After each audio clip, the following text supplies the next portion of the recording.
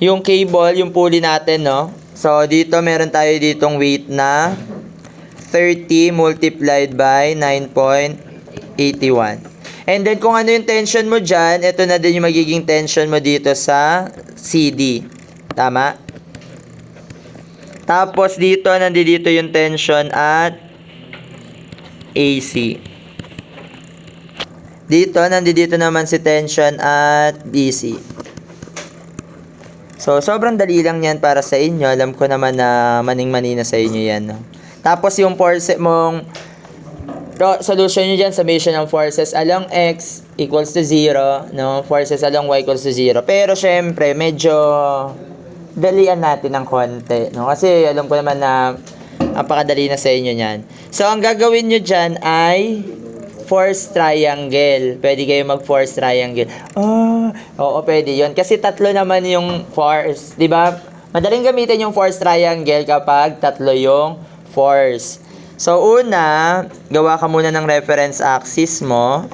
So, kahit anong gamitin mo muna na tension, unahin natin si tension at CD.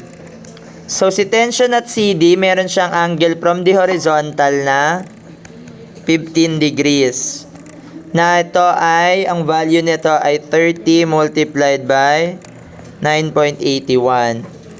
Then next, gawa ka ng new axis, X and Y axis. So, pili ka kung anong gusto mo, si tension BC ba or si tension AC. BC.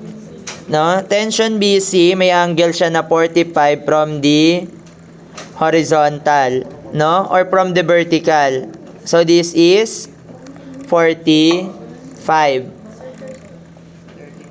Ano ba yung ginamit natin? AC? Bingi ako. O, tige, TAC. TBC gusto nyo? Sige. Mamaya papakita natin. Unahin natin si TAC.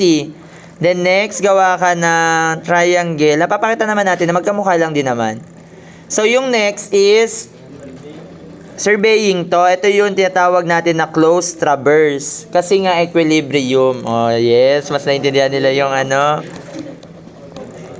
Ano yung angle niya dito? This is 30 degrees. Oh, taray. So, this is 45. This is 30. So, ano yung angle niya dito? 75. Ito, 90 minus 30 minus 15. 45 din. Tama ba? So, ito, ano yung angle niya dito? 180 minus 75, 105 minus 45, 60. O, yan na yung force triangle nyo. Or kung sinabi nga natin kanina, di ba, ang sabi nyo, gusto nyo si TBC, edi punta ka dito kay TBC. So, si TBC ay, ano yung angle niya from the vertical? 30 degrees. Tapos, ito, i-close niya. Ang angle niya dito is 45. This is TAC. So, ito, 45 din. So, magiging 60 ito. Ito, ano yung angle niya dito? Tsaka dito. So, this is 30 plus 40, 75. And then, this is 45. No, parehas lang nung nakikita nyo, 45 opposite niya si AC, 45 opposite niya si AC.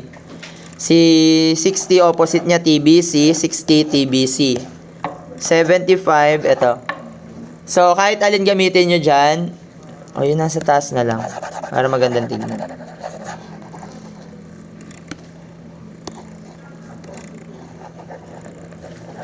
Nabahala na kayo kung anong gusto nyo. So, ngayon, gagamit lang tayo ng sine law.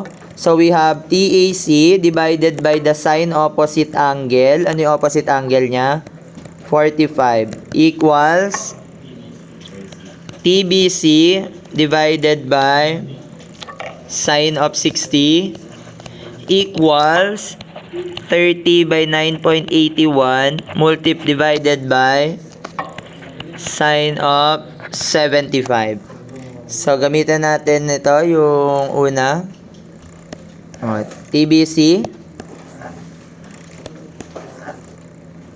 And then, solving for TBC, magkano? Magkano si TBC? And then dito si T, AC.